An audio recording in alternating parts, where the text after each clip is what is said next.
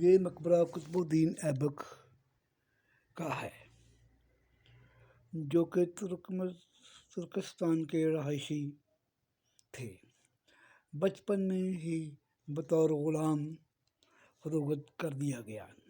اس کے آقا نے اسے بہترین تعلیم و تربیت، تیر اندازی، گھوڑ سواری کی تربیت دی۔ تاہم اس کے آقا کی موت کے بعد ان کے بیٹوں نے اسے دوبارہ فروخت کر دیا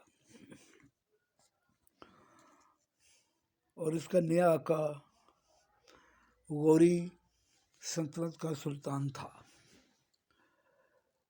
پھر اپنے آقا کا پسندیدہ بن گیا جس نے اسے امیر الاخر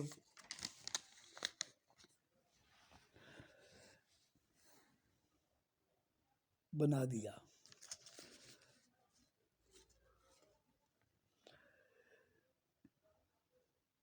ایک گھوڑ سوار کے دستے کا سربراہ بنا دیا۔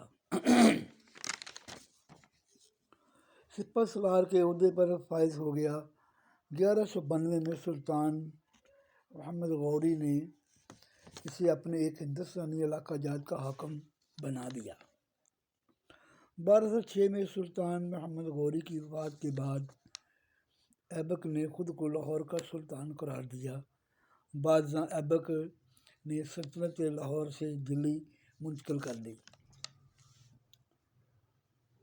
ایبک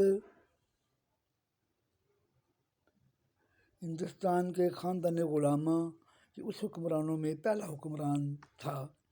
قطب الدین ایبک کی وفات کے بعد چوگان یعنی پولو کھیلتے ہوئے گھوڑے سے گرنے کے باعث ہوئی۔ اس کی تدفین لاہور میں کی گئی جو کہ اس وقت لوہاری گیٹ کے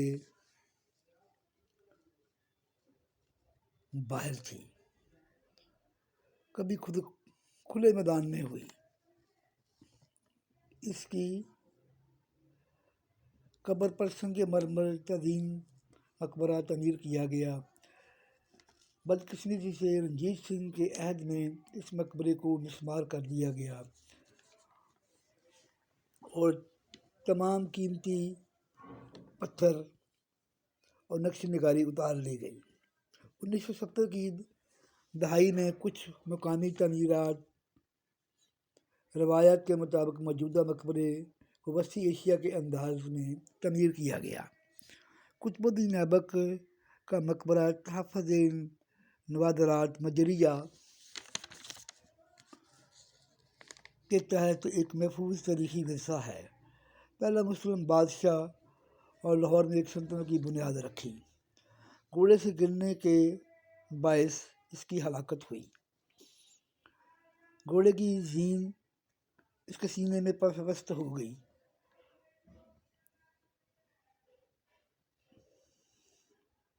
ایک عہد مقبرے پر بھاری گزرا اور غارت گروں نے اس کے قیمتی پتھر، اینٹ وغیرہ ہر چیز ایون حتیٰ کہ عمارت تک کو نقصان پہنچایا۔ مقبرے کی بیرونی دیواروں پر قطب الدین مینار کی تشبیہ بنائی گئی جو کہ قطب الدین ایبک کی یاد تازہ کرتی ہے۔ صرف قبر رہ گئی۔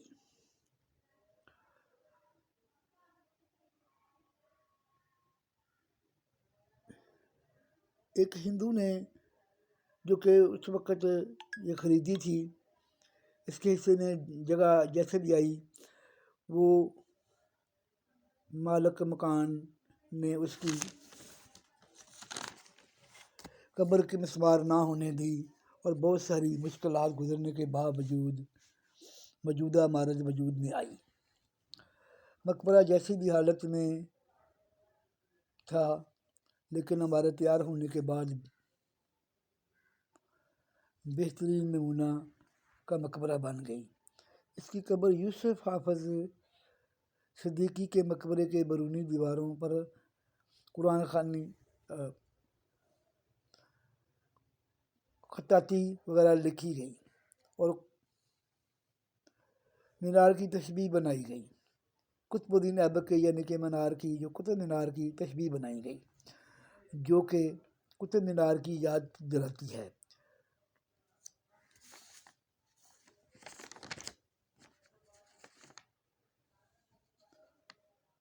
قطب الدین ایبک نیشا پور کے غلامی سفر کا آغاز کیا اور نیشا پور کا بادشاہ بن گیا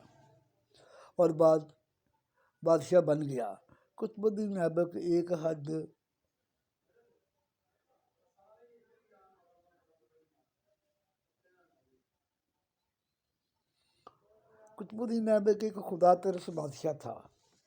قطب الدین ایبک ایک دینی، مذہبی اور کافی خوبیاں جس میں مذہبی رسومات کی تھیں وہ اس نے ادا کی۔ ایبک ترک غلام تھا۔ نیشا پور کے قاضی فخر الدین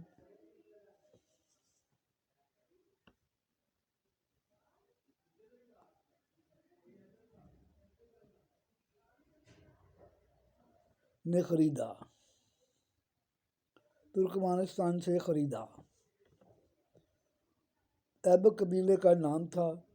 ایبک شیل بھی کہتے تھے، جس کی قطب الدین ایبک انگلی ٹوٹی ہوئی وجہ سے اس کو ایبک شیل کہتے تھے۔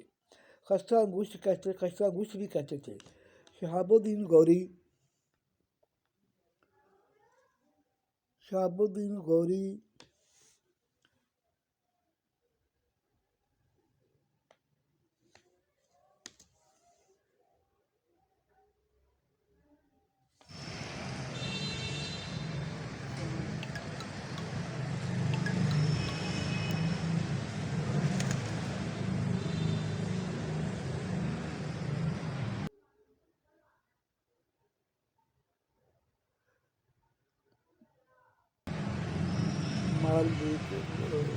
شہاب الدین غوری قاضی نے مال دے کر ایبک کو خرید لیا اور اس کی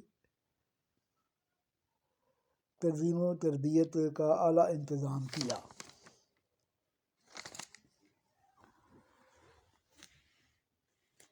قطب الدین ایبک کی چھوٹی عمر میں قرآن پاک حفظ کیا، عربی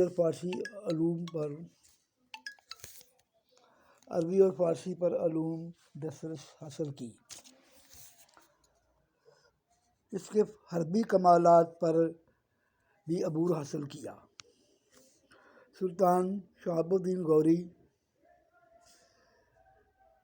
اپنا نائب مقرر کر دیا اور اپنی اکلوتی بیٹی کی شادی قطب الدین ایبک سے کروائی اور ایبک کو اجمیر اور دلی کا گورنر بنایا۔